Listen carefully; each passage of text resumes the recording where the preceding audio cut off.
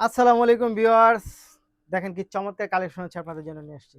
এত সুন্দর একটা কালেকশন নিয়ে আসছি, এত চমৎকার একটা কালেকশন নিয়ে আসছি আপনাদের জন্য। খুবই সুন্দর, খুবই চমৎকার, এটা জাস্ট ওয়াও। এটা হচ্ছে সম্পূর্ণ বুটিক্সের মধ্যে পাবেন আপনি, সম্পূর্ণ বুটিক্সের মধ্যে পাবেন। ওয়াও!